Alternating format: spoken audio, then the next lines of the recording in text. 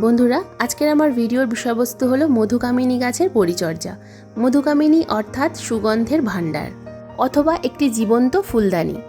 এটি এমন একটি গাছ, যখন এই গাছে ফুল ফোটে হাজারেরও বেশি সংখ্যায় ফুল কিন্তু এই গাছে আমরা দেখতে পাই।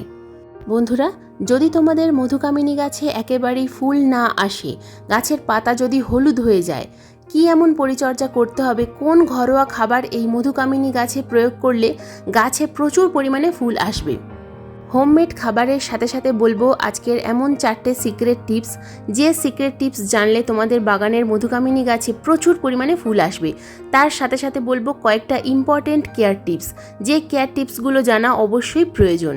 বন্ধুরা, আজকের এই পরিচর্যা দেখার পর যদি তোমরা তোমাদের মধুকামিনী গাছে এই পরিচর্যা করতে পারো, তাহলে আমার গাছে যতটা পরিমাণে ফুল ফুটেছে ঠিক তোমাদের মধুকামিনী গাছেও কিন্তু এই পরিমাণে ফুল ফুটবে।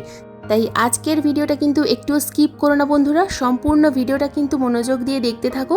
স্কিপ করলে কিন্তু অনেক কিছুই অজানা থেকে যাবে। নমস্কার, আমি লাবণী, আমার বাগানে তোমাদের সবাইকে জানাই স্বাগত।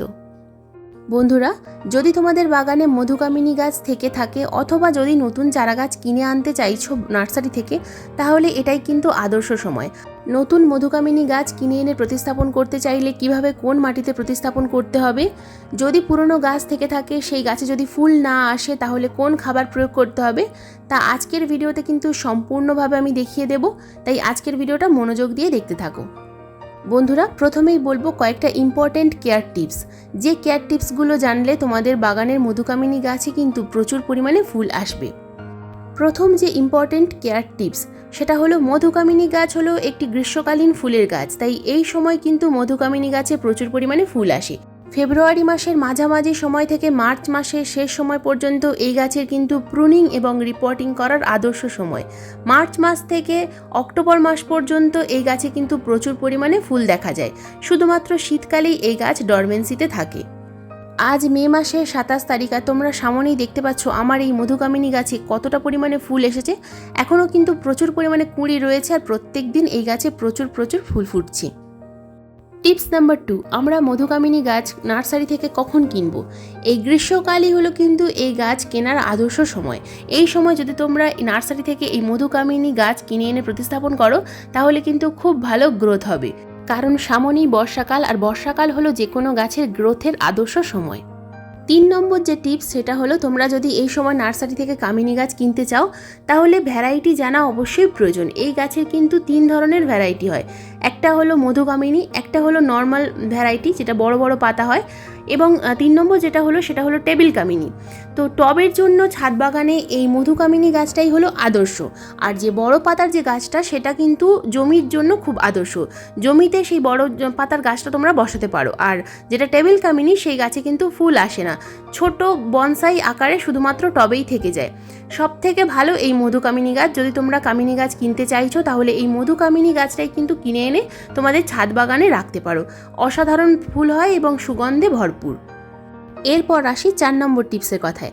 4 নম্বর টিপস হলো, আমরা যখন নার্সারি থেকে এই কামিনী গাছ কিনে আনি, তখন সব থেকে প্রথম আমাদের যে কথাটা মাথায় আসে সেটা হলো এই গাছের মাটি কেমনভাবে তৈরি করতে হবে। মাটি যদি খুব একটা ভালো না হয় তাহলে কিন্তু এই গাছে ফুল আসতে চায় না। এই গাছ প্রতিস্থাপন করার জন্য মাটি নিতে হবে 50%, 40% কম্পোস্ট আর 10% কোকোপিট। এই 3টে জিনিস দিয়ে খুব ভালোভাবে একটা মিডিয়া তৈরি করতে হবে এবং মধুকামিনী গাছ প্রতিস্থাপন করতে হবে। এই রকম যদি মিডিয়া তৈরি করে তোমরা গাছ প্রতিস্থাপন করো, তাহলে মাটির ড্রেনেজ ব্যবস্থা খুব ভালো হয়। জল প্রয়োগ করার সঙ্গে সঙ্গেই কিন্তু জল ড্রেনেজ হোল দিয়ে বেরিয়ে যায়। সামনেই যেহেতু বর্ষাকাল, আর জল যদি জমে যায় টবের মাটিতে তাহলে কিন্তু গাছের ক্ষতি হবে। তাই মিডিয়া সবসময় খুব ভালো করে বানানো প্রয়োজন। এরপর আসি টিপস নাম্বার 5।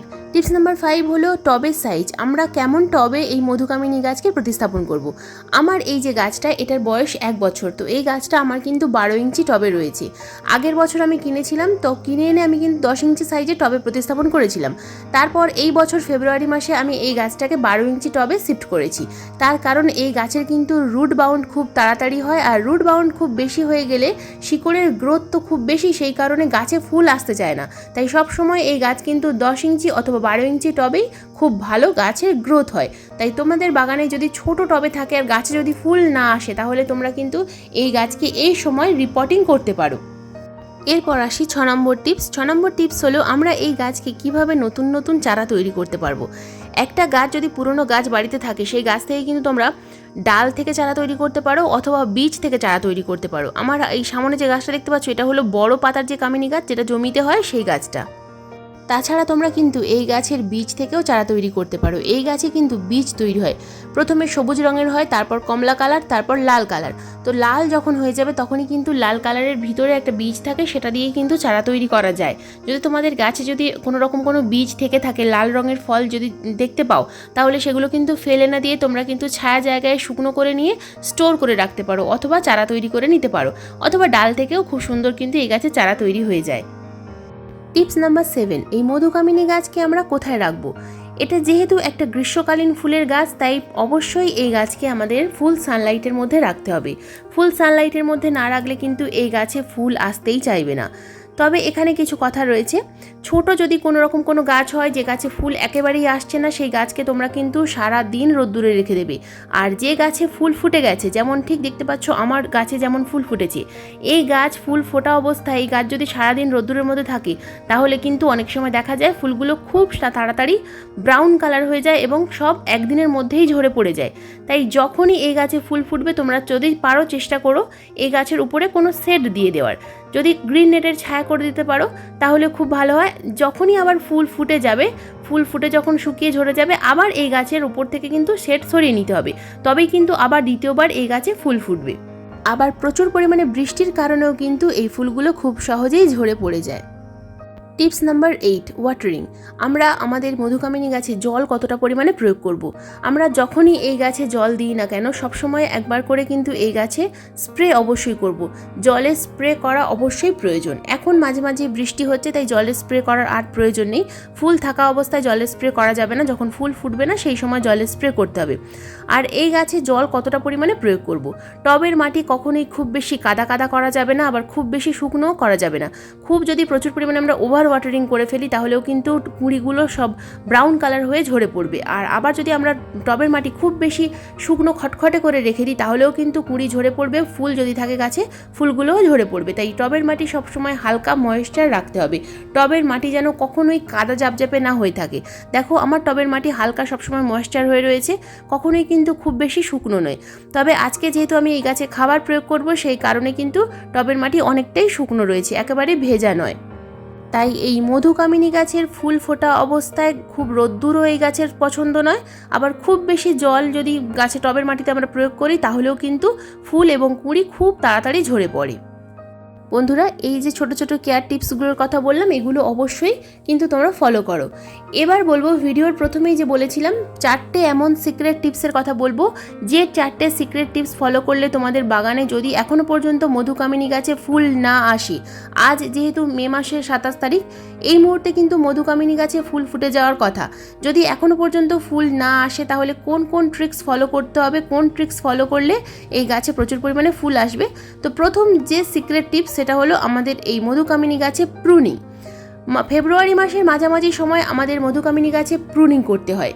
প্রুনিং খুব ইম্পর্টেন্ট একটা বিষয়। এই মধুকামিনী গাছে যত নতুন ডাল আসবে, ততই কিন্তু গাছে প্রত্যেকটা ব্রাঞ্চে প্রচুর ফুল ফুটবে। তাই ফেব্রুয়ারি মাসের মাঝামাঝি সময় থেকে মার্চ মাসের শেষ সময় অবধি এই গাছে কিন্তু প্রুনিং করতে হয়। যে গাছে তোমরা প্রুনিং এখনও পর্যন্ত করে উঠতে পারোনি, সেই গাছে কিন্তু ফুল আসতেই চাইবে না, খুব কম ফুল আসবে। সেই কারণে মার্চ মাসে অবশ্যই এই গাছে প্রুনিং করতে হয়।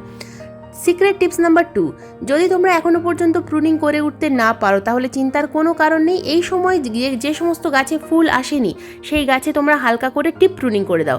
টিপ প্রুনিং অর্থাৎ যে ফুলগুলো শুকিয়ে ঝরে যাবে অথবা যে ব্রাঞ্চে ফুল নেই, সেই ব্রাঞ্চটাকে হালকা করে কাটাই ছাটাই করে দেবে। আমি যেখান থেকে দেখালাম সেই রকম জায়গা থেকে তোমরা কিন্তু প্রুনিং করে দেবে, সফট প্রুনিং অথবা টিপ প্রুনিং, যার ফলে গাছে কিন্তু প্রচুর ব্রাঞ্চ আসবে এবং প্রচুর পরিমাণে ফুল ফুটবে। বন্ধুরা, এবার আসি সিক্রেট টিপস নাম্বার 3। আমাদের টবের মাটি যদি অ্যাসিডিক না হয়, তাহলেও কিন্তু আমাদের মধুকামিনী গাছে ফুল আসতে চায় না। তার কারণ এই মধুকামিনী গাছ ও গোলাপ বা জবা গাছের মতো অ্যাসিডিক সয়েল খুব পছন্দ করে। আর অ্যাসিডিক সয়েল যদি তৈরি করতে চাও, তাহলে আমাদের বাড়িতেই রয়েছে এমন কিছু ঘরোয়া উপাদান, যেগুলো টবের মাটিতে প্রয়োগ করলে অনায়াসেই টবের মাটিকে কিন্তু অ্যাসিডিক তৈরি করা যায়। অ্যাসিডিক মাটি না হলে কখনোই গাছে কিন্তু ফুল আসে না, সে তোমরা যতই গাছে খাবার প্রয়োগ করো না কেন। তো এমন কিছু খাবার গাছে প্রয়োগ করতে হবে যে খাবারের মধ্যে রয়েছে ট্যানিক অ্যাসিড, সালফার অথবা নাইট্রোজেন। তো প্রথমেই যে খাবারটা প্রয়োগ করতে হবে সেটা হলো কম্পোস্ট। যে কোনো কম্পোস্ট প্রয়োগ করলেই টবের মাটি কিন্তু বেশিরভাগ সময় নাইট্রোজেন সমৃদ্ধ হয়ে যায় এবং গাছে মাটিটাও অ্যাসিডিক হয়ে যায়। তো আমি এখানে দিয়ে দিচ্ছি 1 বছরের পুরনো গোবর সার। এই 1 বছরের পুরনো গোবর সার অথবা ভার্মি কম্পোস্ট অথবা পাতা পচা সার, এইগুলো তোমরা কিন্তু অবশ্যই প্রত্যেক মাসে একবার করে প্রত্যেকটা বাগানের প্রত্যেকটা গাছে প্রয়োগ করবে। তাহলে কিন্তু গাছের মাটি সবসময় অ্যাসিডিক থাকবে এবং নাইট্রোজেন সমৃদ্ধ থাকবে। আর যত কম্পোস্ট গাছের টবের মাটিতে থাকবে, গাছের পাতা কিন্তু ততটাই সবুজ চকচকে থাকবে। গাছের পাতা অনেক সময় দেখা যায় যে হলুদ হয়ে যাচ্ছে, হলুদ হয়ে ঝরে পড়ছে। টবের মাটিতে নাইট্রোজেনের অভাব, ম্যাগনেসিয়ামের অভাবের কারণেই কিন্তু এটা হয়। এরপর বলবো secret tips number 4, fertiliser. Homemade fertiliser, যে ফার্টিলাইজার আমাদের মধুকামিনী গাছে প্রয়োগ করলে প্রচুর পরিমাণে ফুল আসবে। আমাদের যে গাছে এখনও পর্যন্ত ফুল ফোটেনি সেই গাছেও কিন্তু ফুল ফুটবে। আমাদের বাগানের প্রত্যেকটা গাছের কিন্তু আলাদা আলাদা খাবার পছন্দ হয়। সব থেকে প্রথমে আমি যে খাবারটা নিয়ে নেব, এই খাবারের মধ্যে রয়েছে প্রচুর পরিমাণে নাইট্রোজেন, ম্যাগনেসিয়াম এবং ফসফরাস। তো এই যে খাবারটা আমি তৈরি করেছি এটা হলো সয়াবিন থেকে। এই যে সয়াবিন আমরা রান্না করি, এই সয়াবিন ভেজানো জল অথবা সয়াবিন গরম জল দেওয়ার পর যে জলটা আমরা ফেলে দিই আমাদের জন্য যেটা ওয়েস্ট, তো এই জলটা আমরা ফেলে না দিয়ে যদি আমরা গাছের জন্য প্রয়োগ করি তাহলে কিন্তু দুর্দান্ত রেজাল্ট দেখতে পাওয়া যায়। তো বন্ধুরা, সয়াবিন ভেজানোর পর সয়াবিনটা কিন্তু আমরা রান্নার কাজে ব্যবহার করি। সয়াবিনটা কিন্তু আমাদের লাগবে না, লাগবে জলটা। তো এই জলটা কিন্তু আমাদের অবশ্যই প্রয়োজন। তো জলটা আমি নিয়ে নিলাম। এরপর যেটা আমাদের প্রয়োজন, পটাশিয়াম সমৃদ্ধ খাবারের জন্য কলার খোসা ভেজানো জল। কলার খোসা, আলুর খোসা অথবা পেঁয়াজের খোসা ভেজানো জল, তিনটের মধ্যে যে কোনো একটা নিয়ে নেবে অথবা তিনটে একসাথে ভিজিয়েও নিতে পারো। তো আমি এখানে শুধুমাত্র নিয়ে নিয়েছি কলার খোসা। তো 500 ml জলের মধ্যে আমি এখানে 4টে কলার খোসাকে ভিজিয়ে রেখেছিলাম একদিনের জন্য। তো এবার আমি এই জলটাকে অন্য একটা পাত্রের মধ্যে ঢেলে নিলাম এবং এখানে আমি যে সয়াবিন ভেজানো যে জলটা, এই 250 ml জলটা কিন্তু এই 500 ml জলের মধ্যে নিয়ে নেব। তো এর মধ্যে আমি কিন্তু আরও একটা উপাদান মেশাবো, তবেই কিন্তু খাবারটা আমাদের রেডি হবে। তো এই দুটো উপাদান খুব ভালোভাবে মিশিয়ে নিতে হবে এবং এর সাথে নিয়ে নেব আমি কফি পাউডার। এই কফি পাউডার আমাদের সবার বাড়িতেই থাকে, আর এই কফি পাউডারের পরিবর্তে তোমরা কিন্তু চা পাতাও নিতে পারো। তো 1/2 চামচ কফি পাউডার, 2 টাকার পাতার মধ্যে যতটুকু পরিমাণ থাকে ঠিক ততটুকু পরিমাণে কিন্তু কফি পাউডার আমাদেরকে নিতে হবে। কফি পাউডার টবের মাটিতে মাসে একবার যদি প্রয়োগ করা যায় তাহলে কিন্তু দুর্দান্ত রেজাল্ট দেখতে পাওয়া যায়। যদি মাসে একবার প্রয়োগ করো তাহলে 1 চামচ নেবে, যদি মাসে 2বার প্রয়োগ করো তাহলে এরকম 1/2 চামচ পরিমাণ প্রয়োগ করবে। তো দেখো আমি এখানে কিন্তু 1/2 চামচ কফি পাউডার নিয়ে নিলাম এবং এর সাথে মিশিয়ে দেবো আরও 500 ml সাধারণ জল। অর্থাৎ সবসময় কিন্তু খাবার ডাইলিউট করে তবেই প্রয়োগ করতে হবে। বন্ধুরা, যদি তোমাদের ওখানে বৃষ্টি হয় তাহলে কিন্তু বৃষ্টি থেমে যাওয়ার পর যখন টবের মাটি হালকা শুকনো হবে তবেই কিন্তু এই খাবারটা তোমরা প্রয়োগ করতে পারবে। তো দেখো আমি কিন্তু এই যে গাছে আমি প্রয়োগ করছি, এটা আমার 12 ইঞ্চি টব। তো এখানে আমি কিন্তু 4 গ্লাস পরিমাণ এই খাবারটা প্রয়োগ করব। যদি তোমাদের টবের সাইজ ছোট হয় তাহলে কিন্তু এখানে 2 গ্লাস পরিমাণ প্রয়োগ করবে। 8 ইঞ্চি টব হলে 3 গ্লাস, 12 ইঞ্চি টব হলে 4 গ্লাস, 6 ইঞ্চি টব হলে 2 গ্লাস। তো এই রকমভাবে প্রয়োগ করতে হবে খাবারটা। এই যে খাবারটা আমি প্রয়োগ করলাম বন্ধুরা, এই খাবারের মধ্যে যেমন রয়েছে নাইট্রোজেন, ঠিক তেমনই রয়েছে পটাশিয়াম, ফসফরাস এবং ম্যাগনেসিয়াম। এই 4টে খাবার কিন্তু আমাদের গাছের জন্য খুব উপকারী। যে গাছে এখনও পর্যন্ত ফুল আসছে না সেই গাছে ফুল আসবে, যে গাছের পাতা হলুদ হয়ে যাচ্ছিল সে গাছের পাতা আর হলুদ হবে না, পাতা সবসময় সবুজ চকচক করবে। ফসফরাসের কারণে গাছের শিকড়ের ভালো গ্রোথ হবে এবং গাছের খুব ভালো বৃদ্ধি হবে। অনেক সময় পাতার মধ্যে একটা হলুদ হলুদ স্পট দেখা যায়, তো এই ম্যাগনেসিয়ামের অভাবে কিন্তু এটা হয়। এটা যদি আমরা এই খাবারটা গাছে প্রয়োগ করতে পারি তাহলে কিন্তু দুর্দান্ত রেজাল্ট আমরা দেখতে পাবো। বন্ধুরা, সয়াবিনের পরিবর্তে তোমরা এখানে ছোলা ভেজানো জল অথবা ডাল ধোয়া জল এগুলোও কিন্তু নিতে পারো। এগুলো দুর্দান্ত রেজাল্ট দেয়। নাইট্রোজেনের সোর্স হিসাবে কিন্তু এই খাবারগুলো খুব ভালো কাজ করে। বন্ধুরা, এই খাবারটা কিন্তু 15 দিন অন্তর অন্তর গাছে প্রয়োগ করতে হবে। বন্ধুরা, এই খাবার প্রয়োগ করার 2 দিন পর কিন্তু যে কোনো সিউইড এক্সট্রাক্ট লিকুইড গাছে স্প্রে করবে। দুর্দান্ত রেজাল্ট কিন্তু তোমরা দেখতে পাবে। বন্ধুরা, এই ছিল আমার আজকের ভিডিওর বিষয়বস্তু। ভিডিওটা কেমন লাগলো অবশ্যই কমেন্ট করে জানাবে। যদি কোনো রকম কোনো পরিচর্যা সংক্রান্ত প্রশ্ন থাকে অবশ্যই কমেন্ট বক্সে কমেন্ট করবে, আমি যথাযথ উত্তর দেওয়ার চেষ্টা করব।